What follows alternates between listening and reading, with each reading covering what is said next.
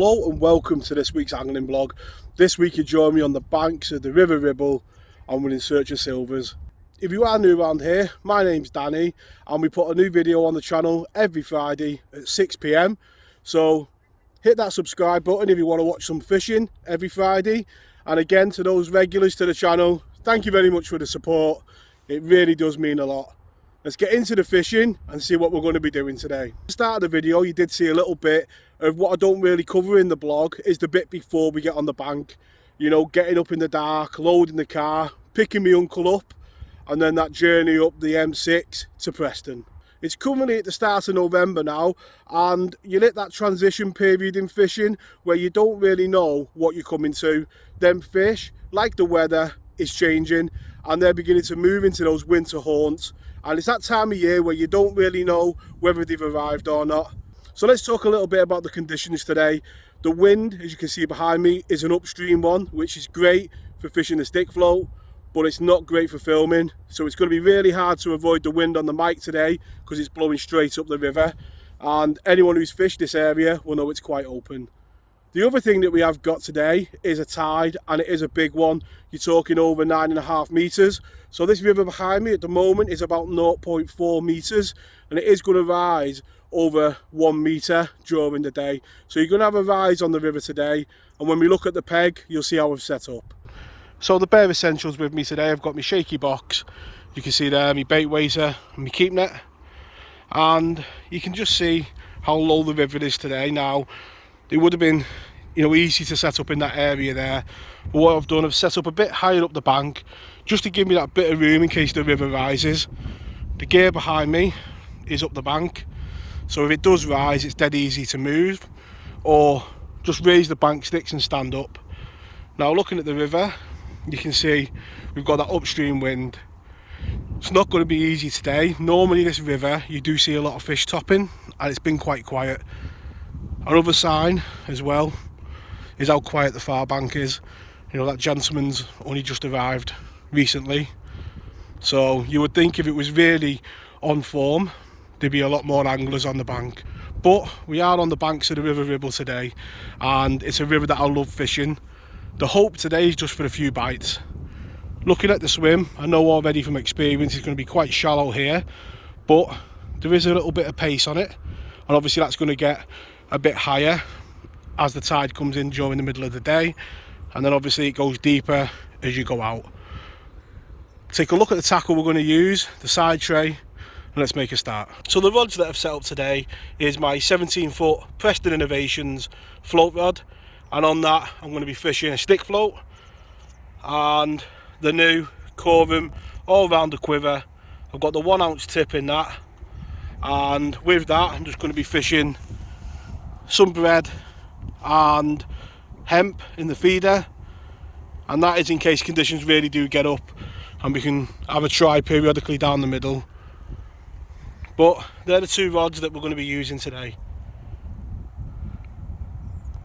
Looking at the side tray, nice and simple, 2 pints of white maggot, and we've got round about 1.5 pints, 2 pints of Cheshire particle hemp.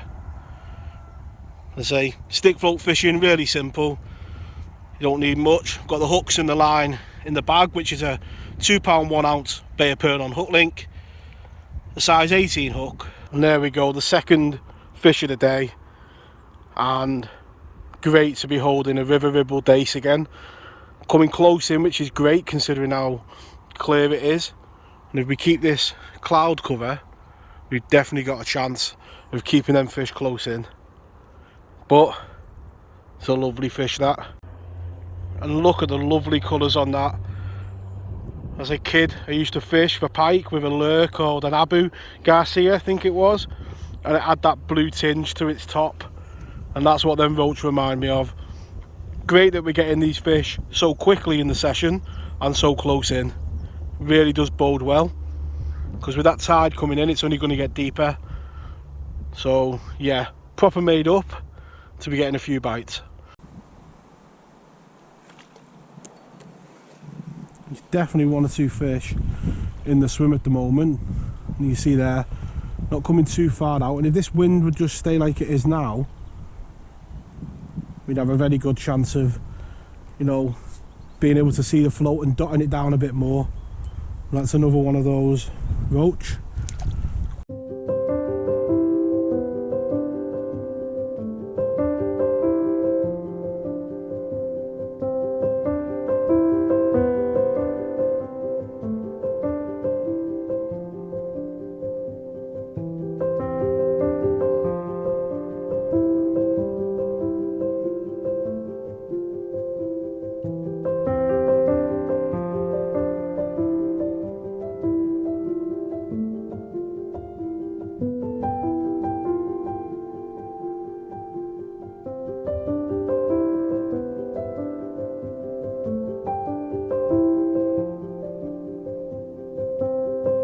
I'm just trying to keep the bites as close as I can to me.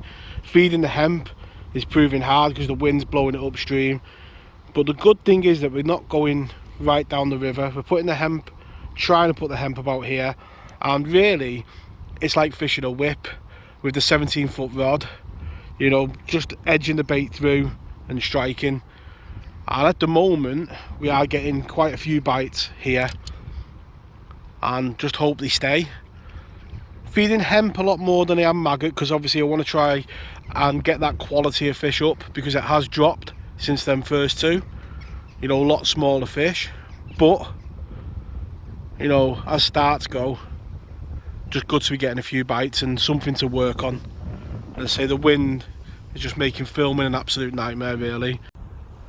And from that last fish that we seen coming over the maggots, you can see the difference in quality when you get a bite over the hemp. So that's why I'm just increasing the hemp that I'm feeding. Still putting the maggots in obviously to keep bait going through, but I've got a feeling it's that hemp that's going to be important today.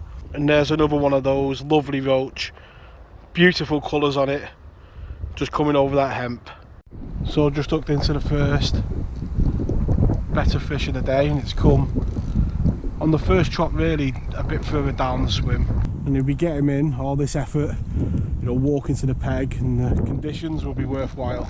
And there we go, what a lovely perch that is. Makes all the effort worthwhile, getting up in the dark, walking to the peg. And yeah, he was just sat at the back of that shoal of them small fish, hunting them most probably, picking up the odd maggot. And like all river fish, beautiful colours. Made my day that. A lovely fight on that light rod. Let's get it straight back. And that perch was a lovely fish, but that for me is the one of the session so far. The beautiful dark brown copper in the gill cover, just beautiful. And what a beautiful roach that is. You see there, beautiful colours, and no surprise Mr. Cormorant's down here, just took off out the swim. But yeah, definitely them better quality fish coming now and feeding the hemp more than the maggot.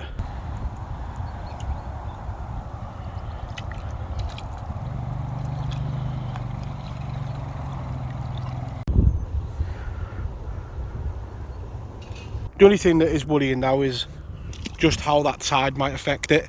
Obviously it's going to slow the river up a bit, and the tides normally do bring a bit of weather with them when they come in.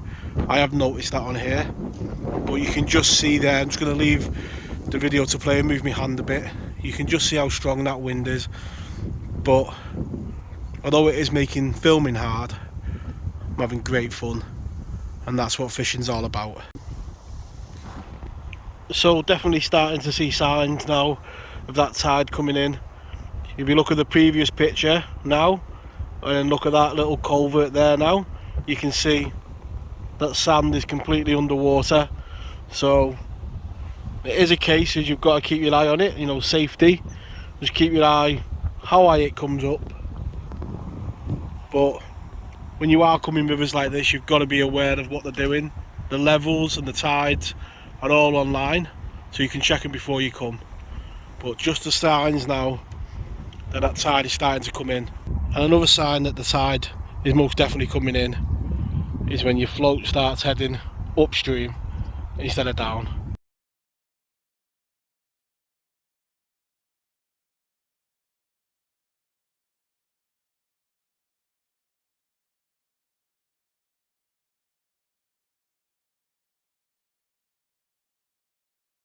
And it is scary just how quick that tide does come in, isn't it?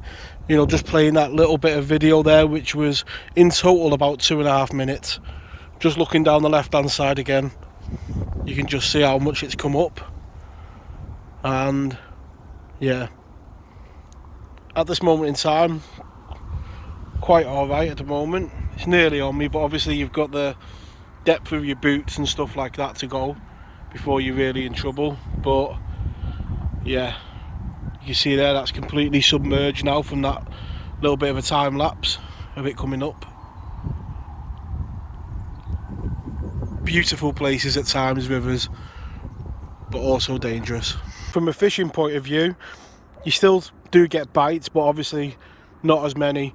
I prefer not to feed when it's going the other way, because obviously when it turns in a bit and the tide starts going out, you know, you don't want bait upstream and downstream. And just stood in the river, trotting the inside line. When that tide comes in and starts to ebb, these roach naturally think it's flooding. Right, so as you can see, much different surroundings, and during this vlog I did mention about how a tide can change the weather, and on that session it most definitely did change. As you can see on screen now, conditions got a lot worse.